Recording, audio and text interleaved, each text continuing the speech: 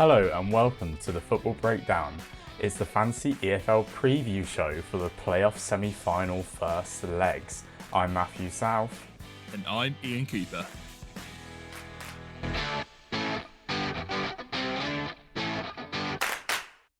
Yes, hello, welcome everybody. We're here for the post-season playoff picture. Lovely extended version of the Fantasy EFL season. Ian, how are you doing? Yeah, really good, thank you. Fresh off of a little break and coming into the playoffs. It's really exciting. It's so intriguing how there's weirdly so many. It feels like there's so many teams that are almost disappointed to be in the playoffs. It just puts a really fun spin on how this week's going to go. How are you doing? Yeah, agreed. Yeah, I am. I'm off a little break too, but while you seem nice, relaxed, and refreshed, I'm very much exhausted and tired as I was on a stag do all weekend. So, come back a bit exhausted from that, and I also meant I missed a lot of the final day action. So I was trying to catch up on everything ahead of doing the pod. But I'm quite excited. You know, it's my favorite part of football is playoff games. I just think it's so fun. So I'm raring to get involved to dive in to these games. Well, as usual, before we dive in though, shall we have a little look to last week and really the season as a whole? How did you get on? I feel like I finished the season really strong. I got 72 points, which I'm really happy with. I feel like I've been limping over the line. So nice, strong finish. I captained Owen Goodman in goal. We said that this game was going to be won with one of the teams getting a clean sheet, and Wimbledon have been doing it all season. It was such a clutch game to get them into the playoffs. So Owen Goodman got 9 points there. Captain Tim got 18 points. Really happy with that one. New addition to the pod, Ashley Palmer, managed to get a clean sheet, 5 clearances, 9 points. Really happy with that sort of late addition. Sadly, one of my favourites, Oliver Casey, only got 3 points, so pretty disappointed in that one.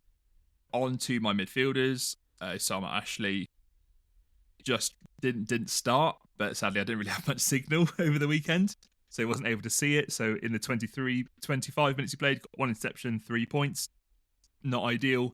Tanaka, 2 key passes. Really interesting. I was expecting the interceptions and probably a few more shots on target, but just the key passes, only 3 points there. But Lewis Wing obviously came up clutch. 1 goal, 1 assist, 1 interception, 14 points. He's just been brilliant all season. And then Charlie Kelman, who did win the Golden Boot, but didn't add to his goal tally this game week. But 1 assist, 6 points, good enough. And then as for my 2 teams, both won. Doncaster got 9 points and Blackpool got 7 points. So yeah, finished 72. Pretty happy with that one. Yeah, not bad at all. I kind of had a similar issue with you in terms of the signal. So had Harry Darling, risky in centre back. Was worried he wouldn't play. He didn't play. Just had nothing I could do about it.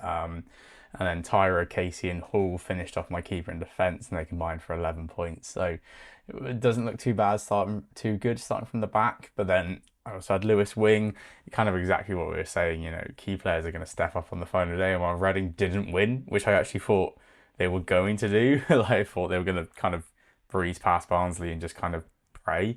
Well, Wing still starred for them, but unfortunately a 4-2 loss. Had Anthony Sarcevic, and he did score the winning goal as I kind of thought he would, and Bradford would get over the line. So happy enough with that one, even if the ball basically just hit him and went in. And listen, they all count. So promotion specialist there.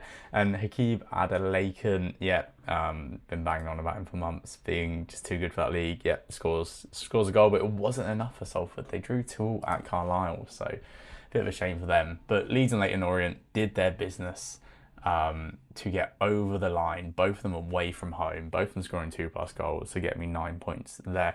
So I ended on 66, I think, which, I mean, similar to you, it's like, considering I couldn't actually change my team once I locked it in far too early, like, I'm actually gonna take, because when we have a look at the league for this week, those scores, I mean, you were 4th and I was 7th, and I think considering the circumstances, I'm definitely taking that for both of us. Unfortunately, neither of us had a later glove on. Relegated by March, M Hobbs, who hit 81 points with exceptional captaining of Josh Brownhill there. But it also means overall in the season in our football breakdown league, I am ending down in 15th, but you are 13th. Yeah, so listen, a lot of room for us to move up that table next season. But I think it's been a solid first year. A lot of lessons learned. Actually, first and second in our league are not separated by too many points at all. But Spencer at the top with 3,869 points. I mean, that is some going, I would say.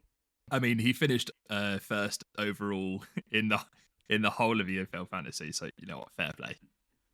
Yeah, yeah, I think no complaints. I mean, having the guy who wins everything in our league is kind of special. So it's a good comparison as always. So yeah, I might have to go back and learn some lessons off of them. Absolutely.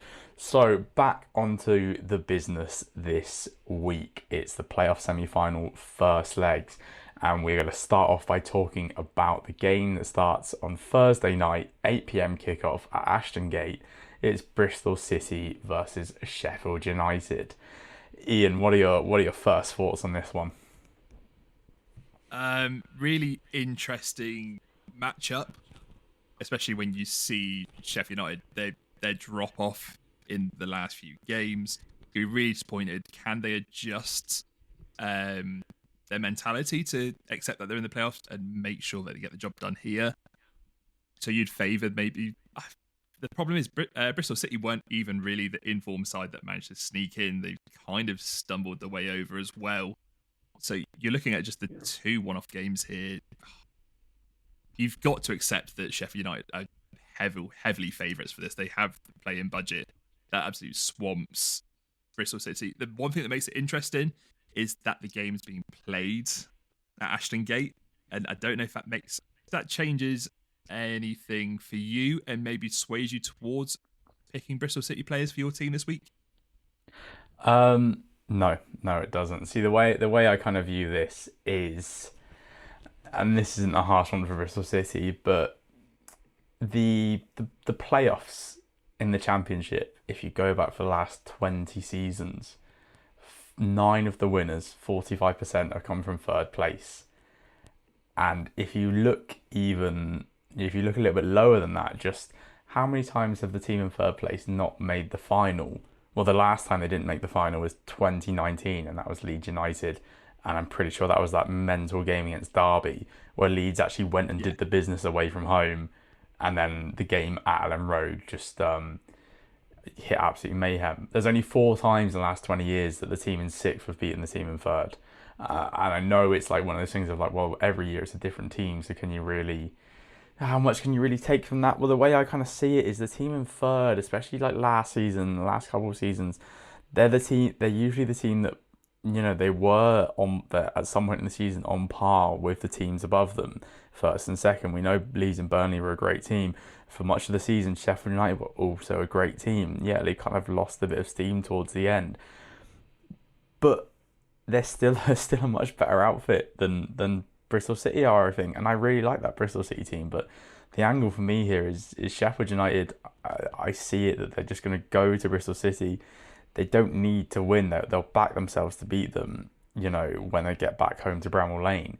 So can you go to Ashton Gate, keep that tight? Do you remember last season where both of the first legs, I think Southampton went to West Brom, Leeds went to Norwich, and they basically both drew. And when it came to the home legs, they just steamrolled them.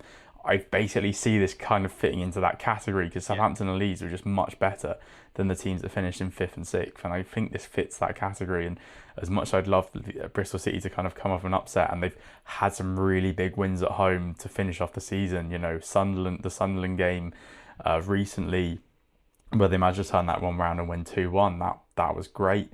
They did draw two on the final day, but I'm not too concerned about that. Preston were fighting for their life. But even before then, the West Brom wins, the Watford win, the Norwich win, they've had good results at home to see the season out. But I just think this is against a much better team then they've got those results against. And for me, the angle here is I'm backing Sheffield United to go there and keep the score low, and I'm thinking goalkeeper or defender. Yeah, so just to have sort of a balanced view on this, I just wanted to look at some of the Bristol City players you could add in who have been really good this season, just to see if there's any value in going that way for this first game, especially if they're home. It's going to be the one time that you would bank for them. So just looking at Jason Knight, like he's got a brilliant overall points total throughout the league. But you can see the real drop off in points collected when there isn't a goal contribution. And I just don't want to go against this Sheffield United's defence for this game. Look at other players such as like Mehmeti. I know you're a really big fan of him. We haven't seen a goal from Mehmeti for a long time now. He's really been off. Whether he's not started and come off from the bench, not really had an impact. Even when he has started, quite rare to even get him to 2 shots on target a game. And then you've got defenders like Rob Dickey, that sort of thing. I don't mind going for the 0-0 in the first game, but surely if you're going to go for 0-0, I feel like you'd favour the Sheffield United player rather than the Bristol City player here. Yeah, that's my thinking too, because I feel like the team who are going to, as the game goes on, think they need to get the goal in the game is going to be Bristol City. So I'd rather take the clearance and tackle and block points from a Sheffield United defender if that were the case. I kind of had a look there at some of the Bristol City players. Like you mentioned Dickey, his season, like the thing he's good for is a goal. Or a goal contribution. That's kind of where he gets some big points from, because other than that, he's kind of failed to hit like above 6 points basically recently, because they haven't been keeping clean sheets. So the times he's scored big have been when he's come up with a goal, an assist, or just a ridiculous number of clearances away from home. But at home, there's a lot of low scoring games there as well. So it's similar to Viner, he's got a good total points, but his average points aren't actually as high. There's no one else really standing out for me in terms of a Bristol City player. Like I find it hard to predict a scorer for them. I think the defender route for them almost isn't the worst shout because of a goal scorer that could pop up. But for me, I'm very much more leaning towards a Sheffield United player, and I'll kick it off by saying part of me is thinking very much going for Michael Cooper here. If I want to find out where my goalkeeper comes from, I want to pick a really solid option who I think will be called into action as well. I'm not saying Sheffield United are going to go and roll Bristol City over. That's definitely not my angle. I just think they're going to be the better team over 2 legs. So they're good enough to go and keep a clean sheet. But Cooper probably will be called into action. So there's some save points there, but I think there will be a clean sheet too. Yeah, look, it's probably the safest sort of pick, because the other angle that you've got to go for this is, well, especially for us in the pods, because we're talking about it before the lineups are announced, is trying to work out who's going to start in that first game. I really like going for fullbacks this year, but if you look at their right back, they have about 4 options. I believe Sariki's out injured for this game, and they've just brought in Gilchrist in at right back, but he's not played for ages. And then you have someone that we've really liked talking about, Chowdhury. Do we know if he's going to play right back? Because I'm pretty confident that it'll be Peck and Souza as the holding midfielders, so that you sort of lose that angle as well. Is someone like Harrison Burrows too forward-minded for an away leg for the first game where they clearly want to stay in the tie? It's just a real minefield. So I would look at Cooper as well. I'd also look at Ahmed Osic. Yeah. I'd look at him.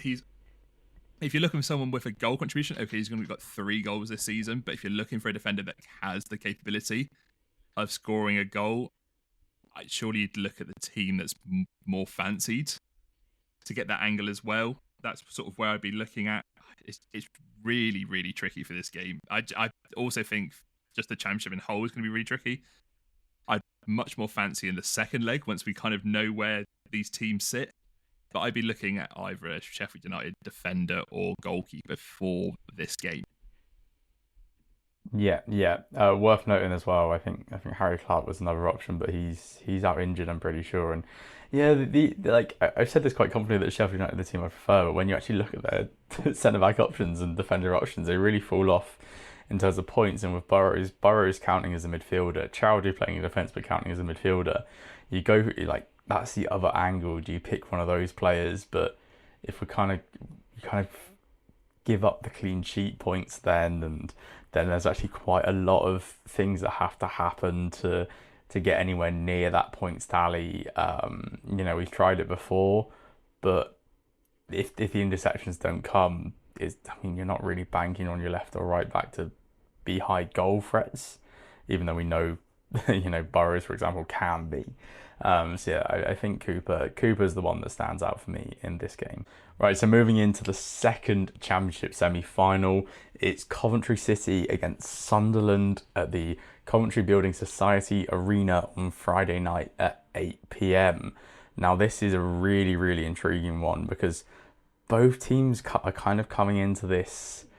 Well, I want to say both teams are coming into it out of sorts. Coventry's away form has been questionable, but they're starting this game off at home where they beat Middlesbrough 2-0 on the final day to get into this. But the big question here is what do we really make of Sunderland here? Because they have lost their last 5 games in a row. They drew the game before that as well. Like they they really took the foot off the gas, and they don't see. And I'm really worried they're not going to be able to get back on it. I don't know what you're thinking about this. Yeah, it's a really weird situation where they've almost had like 2 months to prepare for these playoffs because that's kind of where their season's tailed out to, and yet their form has absolutely dropped. Interestingly, they do have key players back. I know they've been suffering a lot of injuries, like someone like Dennis Sirkin and Enzo Lefebvre are back, so you'd expect them to start. But are they really able to sort of switch on to playoff modes with no real form going into it against a quite dangerous Coventry side, especially with players like Jack Redoni who are just on brilliant form at the minute? I wouldn't look at a Sunderland's forward in those 5 losses that they had. They only scored 1 goal. Not great. Is Isidore going to be back, or are they going to stick with Mayenda? I don't really want to back for either striker here. Enzo Lefebvre, he's just back from injury, and whilst he had promising numbers when he first came in, I don't see that being too repeatable. I do fancy Dennis Sirkin, if I'm honest. I'm sort of contradicting myself, but just his points totals throughout the season has been brilliant. They've really, really missed him. And he is a goal threat, especially if he's going to be arriving late in the box or coming in from wide. He's going to be the one that has the quality from out wide to deliver crosses. But I just don't know if they're going to put Coventry under enough pressure here. So if I'm going to go look for a star player, it would be Jack Redoni for me. I don't know about you. Yeah, 100% agree. I think the Sunderland angle is just it's tough to predict, and even on the final day against QPR, they played pretty much a full strength team that I'd almost expect to see that team on Friday night, and they dominated the game in a way. They had more of the ball, and they lost the game 1-0. And it's just like silly goals that they're conceding, and a team like Coventry are very, very good at exploiting mistakes and any slip ups. They don't need an invitation to go forward, especially at home. Redoni on the final day popped up with both goals for them. He's been such a great fantasy player all season. He's been Coventry's best player this season, and it's that thing of it's the playoffs now. We want to get the best players in our team, surely, because they're the ones who are going to step up. Redoni is that man, I think, as well. Yeah, I also wouldn't sleep on Hadji Wright. I know he's not been overly consistent, but he's another big, big important profile player for them that they're going to lean on. So if you do fancy Coventry win at home, he's someone that I would look towards as well. But saying that, I think there are better options in League One and Two if you're going to look for forwards. Yeah, I'm interested to see what the other games pop up for us forward wise because yeah, we've kind of stayed away from them here. pretty much leaving the championship, and the only things I'm confident are for these first legs is I'd probably be backing Cooper as the keeper unless further down the leagues we find someone better. Radoni would be in my midfield, and if I was going to take a third player, I would probably be looking at maybe a Bobby Thomas in defence for Coventry. I think he's got that goal threat. He's come up with big goals for them towards the end of this season. B, he's just a really solid performer, and I'm actually kind of a bit worried about Sunderland. Like you said, you highlighted the lack of goals. Going away from home, I could see them maybe struggling to open up Coventry, who have actually been good at home. So yeah, maybe Thomas is another one that I'm eyeing up here as well, and that's probably the three players in the Championship that I would most be backing going into this week. So moving into League One now, the playoffs kick off Saturday lunchtime, and the first game is Leyton Orient versus Stockport. A really intriguing game, in my opinion. It's the team that finished sixth against the team that finished third. Ian, what are your thoughts on this one? It's a really fun semi-final. It's definitely the game that I'm most excited to watch. Two teams that are banging form and a real nemesis to each other. When one team's been in brilliant form, they've consequently lost to the other one. Back early in the season, Stockport were having a brilliant time, and then Leyton Orient turn up and win 4-0. And then the other in the reverse fixture, Leyton Orient on a great run, and then Stockport win 1-0 as well. So really interesting game, but I am favouring, maybe not team, but there's one player that I am favouring, and it's for the home side of Leyton Orient, and I'm looking at Daniel Adjei as my potential pick to go in the forward line. He's got 4 goal contributions in his last 3 games.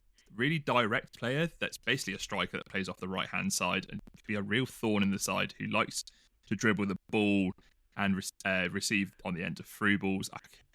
I just really fancy a player that's in a bit of a goal-scoring form going into this game when there's not really too much to separate these teams, in my mind. Yeah, the game is really intriguing, I think, because you've got Orient have finished the season with 6 straight wins. Stockport themselves have won 7 of their last 8 games, drawing the other one. They're really, really both on form.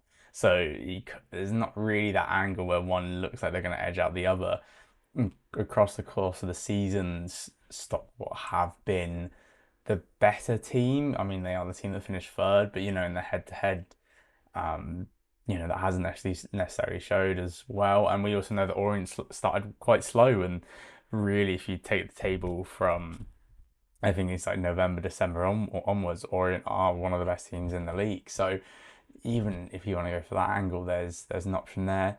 With the game being at Orient, I think maybe that's the way I'd be edging towards, but I don't know. I think there are some potential angles here where I almost would be leaning towards a Stockport player in midfield. Someone who does stand out to me is Will Collar, who has ended the season with back-to-back goals. He also got an assist against Lincoln. He's been good for a variety of things. He's 14 interceptions, 8 goals, and 3 assists. As someone who's featured quite heavily, but not overly. He's not had as high stats, but it's almost in that mould of those centre-mids we kind of like talking about, your Albie Morgans and players like that, where there is a bit of an all-round angle here to it, especially against tougher teams where he might have to do a bit more of the dirty work as well. Lewis Bate is another option. He's got pretty high interceptions, but I actually think he might be out. I know he hasn't played towards the end of the season, so I need to go and check that too. Again, the forward option, having seen Orient a couple of times at home this season, I know they can be suspect for a goal here and there in defence. So, I'm kind of looking at, the threat of Kyle Wooten, for example, but he has kind of tailed off the last few games of the season. So then I kind of look at a strike partner, Isaac Oloafe, but he also only has like one goal to kind of finish off the season. So yeah, Will Collar maybe is the one that stands out for me. Else I'd probably be leaning towards joining you on the Orient front. I mean, 57.7% of players have picked Charlie Kelman already. It's really hard to overlook him. He's always been good for a goal when they've needed it. So maybe the smartest thing to do is just to take the obvious option. Um, Similarly, I do like the Adji shout. Omar Beckles has been a great player throughout the season. He's actually another one that I would favour. So kind of just threw out a lot of names there, but I think really the three that stand out for me, I think Will Collar from the Stockport point of view, Omar Beckles from the Orient point of view, and obviously Charlie Kelman as the goal threat if we do need that striker slot filled. Okay, I do feel like there's one player that I would suggest for Stockport that would trump Will Collar, and it's an EFL veteran, so we say. I would class him as a big game player, and it's Oliver Norwood. I think he's finished the season really strong. His last 10 games have been exceptional.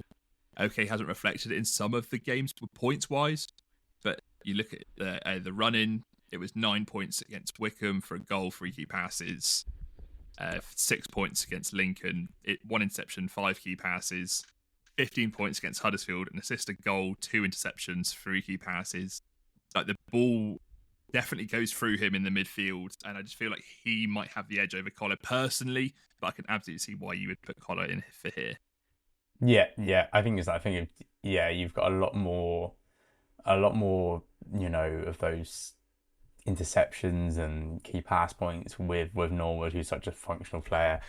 I think in my head it's like if I can see Stockport nicking a goal, then Will Collar is kind of in that man who is able to do that. But yeah, absolutely. If you can't see Stockport nicking a goal, then Norwood makes so much more sense because he does have that all round game.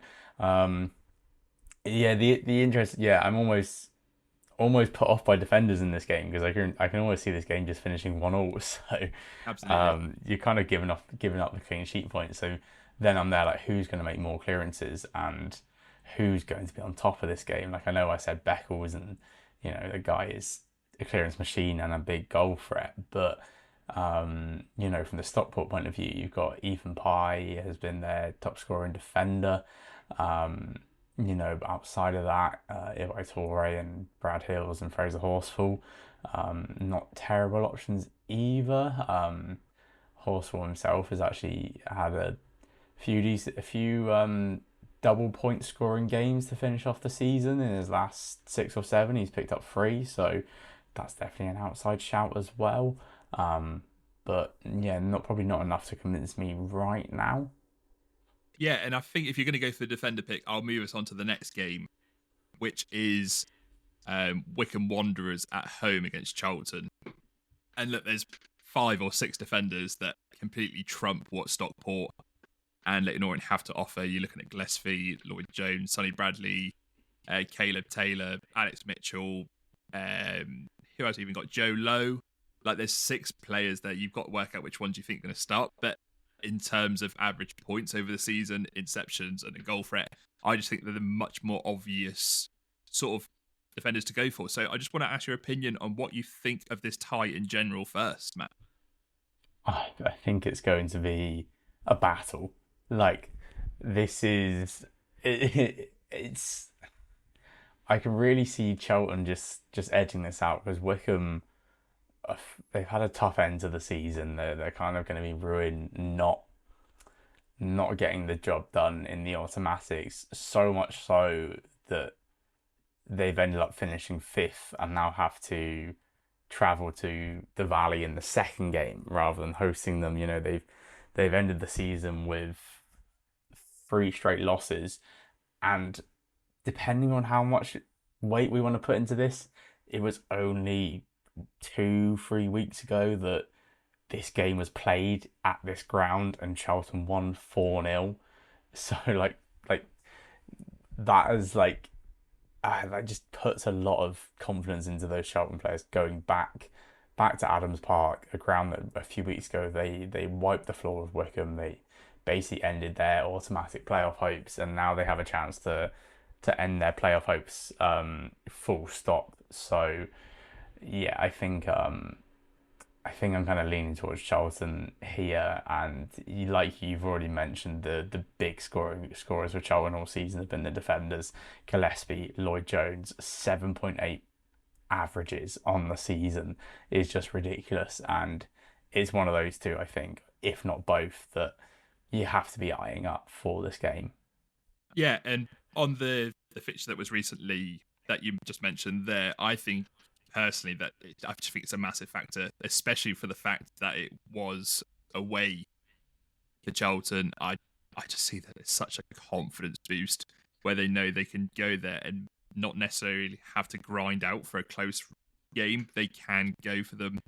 And it would sort of suggest me towards Matt Godden, who's actually finished the season sneakily really well and managed to get 18 goals throughout the whole season. I don't know why he's not a player that's really jumped out at me when you see the goal total at the end. I just don't know how I haven't really I say come across him. Look, if you're an EFL fan, you know about Matt Godden, but I don't know why he's not really come across my radar this season. And he's someone that I'm certainly looking at for this fixture. Yeah, he did end the season really well. He's someone who I've considered before, but when you get drawn into a Charlton player, you always end up getting drawn into a defender. So it's so easy to be like, his goal scoring record surely can't continue. But there was a good while where he was the only player basically scoring goals for them and making sure they were winning games 1-0 or 2-0 or 2-1. Yeah, he's just a brilliant striker at this level.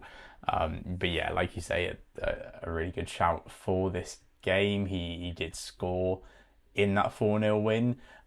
So did Lloyd Jones as well. If you wanted a tiebreaker between Jones and Gillespie. But yeah, I think the Charlton players definitely seem to be the ones catching my eye more than the Wycombe players. I think the worry is that their season is just unraveling. Their last, they conceded 3 to Stockport at the weekend. That was also at home, so it's 7 goals conceded in the last 2 home games. I'm kind of fearing for their defence right now. So if I was to suggest a Wycombe player at all, it's hard to say. I mean, Cameron Humphreys has been a solid option, but he's ended the season not in the best of form. Similar, Richard Coney was an amazing shout for a player like the start of the season. I think I managed to get him as my zero point 0.1 early on, and then he was in everyone's team going forward, and he now hasn't scored in 4 or 5 weeks and has struggled. So there's no one really that's like catching my eye. I think Josh Scowen is out for the playoffs as well, so that's gonna be a huge miss for them too. So if you're going to lean towards Charlton, which I am as well, I'll be honest, can I ask you the ultimatum of would you side with Lloyd Jones or Macaulay Gillespie? That they're both, as you mentioned, on the same average rating at 7.8. So what's the differential for you to decide which one you go for? Because I feel like a lot of listeners and myself are also thinking the same question here. Okay, brilliant question. We all want to know the answer to it. The majority have picked Gillespie over Jones, but let's have a little look and see where the angle lies. Well, I'm here to tell you, clearances, Jones wins 8.6 to Macaulay's 7.8 per 90.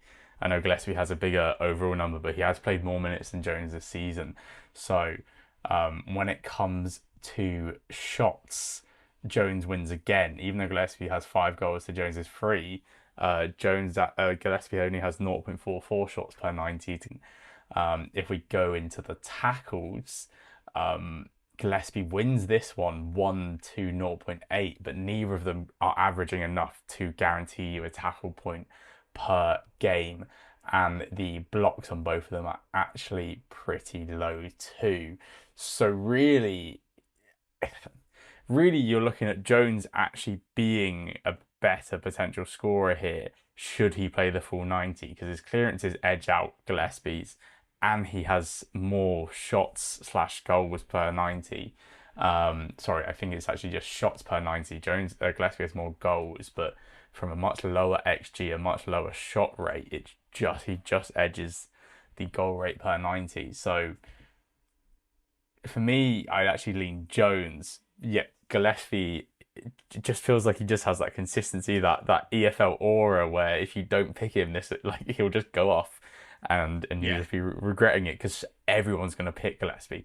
So, but I think Jones is actually the one to do if you actually break down the per 90. But it's so finite. It's literally a point difference between the two, because the chance of them scoring are so low. Really, I'm not expecting either of them to do it. That is obviously a big swing in itself. So if we take away the goal angle, the clearance angle, I mean, they're probably going to end up on the same points because they're only separated by point 0.8 in that as well. Like, honestly, it's crazy how almost identical they are, and the fact they have the same average points is mad too. But yeah, I think if you want to play the chances, I think you've got to go Lloyd Jones. Yeah, love it. That's kind of where I was angling with as well. I completely get why people are going Gillespie. It'd be really just interesting if they keep with their 4-2-3-1 shape or they go back to the back five, which would suit them really well as well earlier in the season. If they went for the back five, I actually argue I'd rather go Gillespie with his attacking output being pretty impressive on that left-hand side. He likes to break forwards. You'd expect maybe a few crosses into Godden or someone like that to maybe be a way to potentially profit. But if it is going to be that flat back four, then I would go James as well. Absolutely, absolutely. And finishing off with League Two, the first of our playoff semi-finals is Saturday night, 8 p.m. It's Notts County versus AFC Wimbledon. A bit of an intriguing one, really, because it's two teams that kind of stumbled over the line. I don't know if that's too harsh to say, but both teams ended the season pretty poorly, and the fact that the teams above them also stumbled, there was an opportunity for them to maybe sneak into that automatic promotion race again, and neither team did. And in the end, on the final day, Wimbledon actually needed a result to just stay in the playoffs against Grimsby, but they went and got it. They beat them 1-0, and it also put them above Notts County to give them the home advantage in the second leg. But they travelled to Meadow Lane on Sunday night, and I'm actually almost leaning towards Wimbledon here in terms of fancy players. I think the Notts players do kind of stand out on paper a bit, but my angle is actually going for Wimbledon defenders.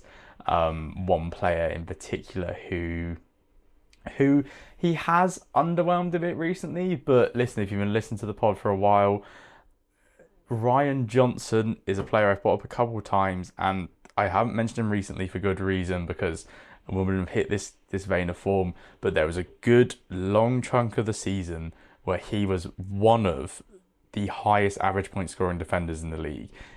Is like game week 10 to game week 30 is like that's a really solid spell where he was genuinely like averaging 8-9 points a game consistently. He's finished the season with a bunch of threes and fours, but then away at Grimsby last week, 12 points, thanks to 13 clearances, 4 tackles, and he even got a yellow card that took away an extra point from him. I think he's just a really, really solid option. You know, you've got other players like Riley Harbottle, who very similarly got 13 points last week. He was helped by getting an assist, and he's actually ended the season in better form as well. He's hit double figures 3 times in his last 6 starts, sorry. And he is another angle for this. I think their back three will be Harbottle, Lewis, and Johnson. So any 3 of them kind of work. If you wanted a keeper angle, one of the best keepers of the season has been Owen Goodman when it comes to fantasy. He ended the season making 4 saves against Grimsby. So we've also got that angle too. I just think with them going away from home, Notts will put the pressure on, but Wimbledon, they've ended the season a bit poorly, and at the start of the season they weren't the best travellers away from home. But you know they've gone to Doncaster recently, played well, got a point, had some pretty high scoring, returns in that game when it comes to defenders. They've pretty much had to they've gone to Notts County earlier in the season, had pretty good scores again. They're they're a side who are really hard to break down, and I almost feel like this is the exact worst case scenario for a Notts County team in the playoffs. I do agree with you. If you look at like Notts County's running, it hasn't been too inspiring, but they do consistently score a goal. Their goals basically come from Jatta and McGoldrick. I am really tempted to look at George Abbott, who we know is basically a goal-scoring midfielder that is selected as a defender. So if you fancy him, you basically got to fancy him to score a goal and almost bank on the clean sheet as almost being a bonus. If it was any other team, I'd be quite favourable of that, but I just feel like Wimbledon are going to go almost to their default setting, which we've seen most of the season, in limiting opposition and trying to get a clean sheet from this game. It's kind of what I mentioned last week at the angle of their Grimsby game, and the fact it succeeded and they won a close 1-0. I don't see why they're not going to try for that approach again now they've got into the playoffs. So, yeah, especially away from home, are we going to see much of Wimbledon on the ball? Maybe it's not too much, but then you're going to get a lot of clearance points you'd expect and a decent likelihood of a clean sheet from here. So, yeah, I'd agree with you. It's Johnson, Harbottle, and Lewis. They're probably the way to go here. Yeah, no, absolutely. It's one of those where I want to be like, no, pick McGoldrick, pick Jatta, pick Whitaker, pick any of those ones and let's have some fun here. But Wimbledon just aren't that team to do it against. Like this is what I mean about it not being the one that maybe the tie for Notts County and in the running, like it kind of managed to catch a few of their games, and the one that kind of stuck out for me was that Salford game where they kind of huffed and puffed, couldn't break Salford down, and Salford just picked them off at will on the counter attack. And I could really see Wimbledon just doing something here, with Tilly and Neuville at wing back. They have runners up front, Bugle, Stevens. If they play Kelly up front, if Brown's back, they've got players who on the break will hurt them. The midfield are workhorses, whether it's going to be Hutchinson or he'll play in defence, or it's Maycock, it's Reeves, whoever it is, or Smith as well. They've got a really solid 11. It's just trying to work out where the points are going to come from, and I think the points will come from the centre backs making the clearances, and that's where I'm more confident go with this one. So yeah, I think the one who I'm edging to put in my team is definitely Johnson. Maybe blindly looking at some bias there because I just was a really, really big fan of his earlier in the season, and he is very, very passionate. And now we're in a playoff game, I can think this is either going to be brilliant or he's getting sent off. So, or he's fighting his own fans, which I feel like has almost happened a few times this season as well. So, listen, Johnson's the one for me. But I do think this is a really tough one to predict. Really, really do. Then rounding out the playoff weekend, Chesterfield versus Walsall, Sunday afternoon at 3:30. Have an interesting angle to throw here before I actually talk about the game itself. In the last 20 years, did you know that seventh place have been the team to be promoted from the playoffs more times than any other position? And it happened last year with Crawley Town. So listen, Chesterfield, all is not lost. They really, really could look at history here and carry on that trend. As for the game itself, intriguing because Walsall have been terrible for about 3 months. They managed to beat Crewe on the final day, only to see Bradford score a 96-minute goal to cost them automatic promotion. But I mean, really, they costed themselves by just not picking up any other points in the run-in. It's just remarkable, and the fact they've ended up in this playoff picture is just fascinating to me. They have the worst form of anyone coming into it. It's not a surprise. I mean, okay, fine, depends how many games you want to go back over, but listen, they've been a bit naff for about half a season now. So whereas Sheffield have ended the season really well. Paul Cook kind of said a while ago that they basically just needed to win every game to get into the playoffs, and their playoff dream was over. And they gave it a really good go, and thanks to some results elsewhere, they did make it into the playoffs. They won their final two games of the season. They come in good form. I'm not going to say it's amazing form, but it's certainly good form. And yeah, I think when I look at the two teams, I I kind of am edging towards, and I just can't get over how bad Wolverhampton has been. I'm kind of thinking, yeah, I can really just see Chesterfield just doing a number on them here in the home leg. Standout players, well, yeah, I mean, the big one for Chesterfield, Ashley Palmer has ended the season really, really well. Really high average points in the end of 6.7. His clearance numbers are good, tackle numbers are good. Six clean sheets and 15. He got a goal and an assist against Morecambe. He is a threat as a defender, which is always good to see. That's not his only goal. He also popped up with a goal against Fleetwood as well earlier in the season. So yeah, we've got someone here who has provided a few goals and a few assists as a defender. He really just stand out when it comes to those average points, I think. Um, like there's a few different angles we can go for here. Like, you've got experience like Will Grigg up front, Tom Naylor in midfield as well, but it's really, really hard to look past Palmer. Yeah, I'm sort of the same here. I was just looking earlier at Walsall's running essentially from the end of January. They've won 3 games. Interestingly, one of those games that they did win was against Chesterfield.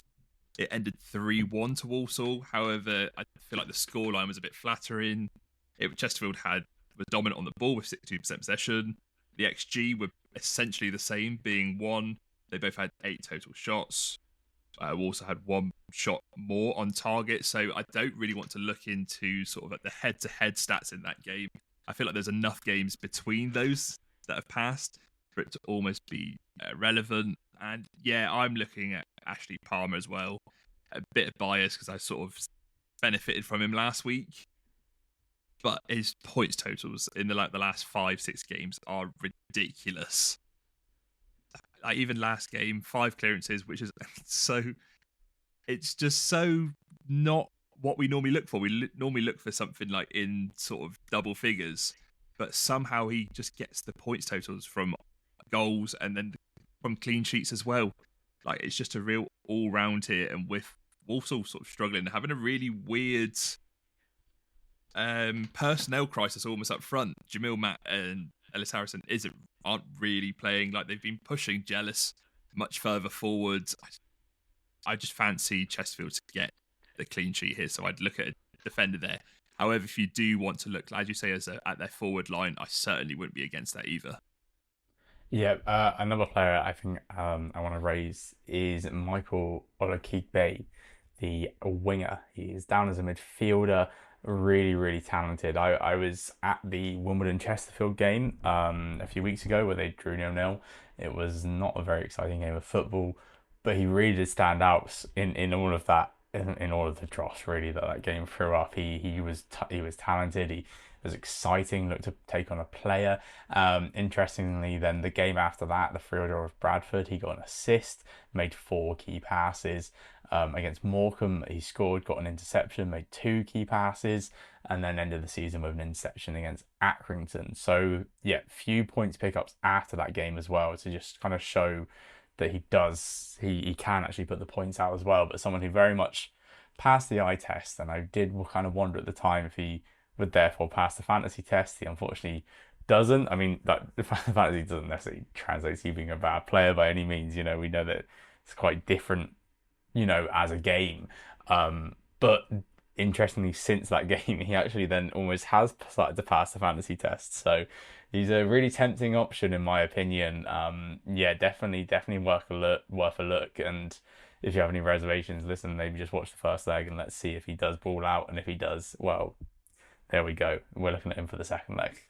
So, Ian, do you want to give me a rundown of your team at the moment? Yeah, sure. So I'm just going to quickly mention before that we've decided that we're not going to go for a zero point 0.1 selected pick for this week. We just feel like with such an important fixture, we don't really want to miss out on crucial players, especially when the pool's so small. If you actually scroll through and look at who would be available, it's a lot of players that either really low scoring or just won't start the game. So we just don't think it's a sensible way to go for this week, sadly. But I will run you down through the team. I have gone for a 3-2-1 formation. I imagine you've gone similar. I feel like most players have gone for that this week. And starting goal, I have got Owen Goodman for Wimbledon. And then my defensive three are Ashley Palmer for Chesterfield, Lloyd Jones for Charlton, and Anel Ahmed Ozic for Sheffield United. My two midfielders, I've gone for Ollie Norwood for Stockport, and I've gone Jack Redoni for Coventry, and up front I have gone for Matt Godden of Charlton. Very nice, very nice. Yeah, I our back four, well, five of our team are just so similar. I mean, four are the same. No, sorry, three are the same. So I've got Cooper in goal, and then Johnson in defence to swap round from your Goodman and Ahmed Hodzic. And then, of course, I have Jones, Palmer, Redoni as well.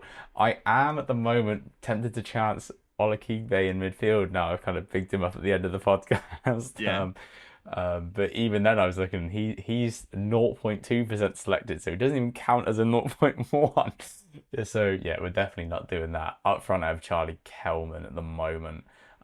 But yeah, I really like your Norwood logic. I am tempted by Collar. It's that Leighton Orient Stockport game where I'm there like I kind of want a player in from it, but I still don't know what angle to go for. So I think I'm really happy with 5 of the 7 there. It's the latter two that I'm really debating still, and it's not that I'm not happy with Kelman. It's just, do I want to go for a different angle there? But yeah, listen, if we do change our teams, we will update you on the socials. Do follow us on X at FBBD Pod. Do follow us on Bluesky at Football Breakdown. But we've got one more section to go, and that is our teams to win. Now, the first leg is standard standard rules. Extra 2 points for the away win, but just 5 for a win, 3 for a draw. 2+2 for an away win, +2 for 2+ goals, +2 for a clean sheet. In the second leg, there is an additional +2 for progression to the final. So that is intriguing, and I guess we might have to tackle that next week. But as for now, Ian, have you any thought into your two teams? Oh, it's really hard. Do you go against teams that are almost disappointed that they fell into the playoffs and bank that they might not have the mentality to go in for this first game? Do you favour teams that are at home, which really in the EFL have just been a real pattern where home teams have just had the majority of the points this year? Do you go for teams that have just broke into the playoffs that are in really good form? There's so many ways to go for it, but I have got two still up and ahhing, but as soon as I say them, I'm basically committed to them. My first team I have got who are playing at home is Coventry City against Sunderland. I just don't like how Sunderland have known about this position for a couple of months now, and I just don't get. It's not even through like experimenting. Okay, they've missed a couple of players, but I really don't like their form going into it. I do like Coventry. I like what Frank Lampard's done there. I think he's got them exciting, and I just expect them to be quite exciting in this first game. And in my head, for some reason, exciting means results. So I'm going for them because I believe that they could potentially score with 2 goals here. So I want to get the win, but I want to get some bonus points as well, especially if everyone's on 0 in the table. That sort of extra 2 points could be massive to jump up that leaderboard. In the second game, I am going to go for an away side, and I'm going to go for Charlton against Wickham. I just think that fixture recently, it's just so big in my mind. Charlton are so well set up for this. Wickham have sort of lost their goal scoring now, so I'm really going to rely on keeping a clean sheet, which is dangerous because that could potentially favour a 0-0 here, which would be terrible. Okay, you get the clean sheet points there, but it's not ideal. You really need to get a winner. But I'm backing Charlton and Coventry at the minute. Yeah, I'm fully agreeing with you on the Charlton one. I think that of all of the away sides, that's the one I think is the best bet. I really do. I think I just feel like the Wickham fall off, the Wickham form, the fact that Charlton went and won their 4-0 recently, it's just too good to turn down. And if it doesn't happen, fair play to Wickham. You know, we've made the tie interesting. Yeah, it's not. I don't mean to sound that like so putting down of Wickham, but like it's just the case right now that I just can't really look past Charlton winning that game. My second one, I really want to make this interesting, but I also have Coventry in my team. I really am there like, oh, maybe I will change to someone else just so we have something different to talk about. But they're the other team that I'm confident about. Like I've said, I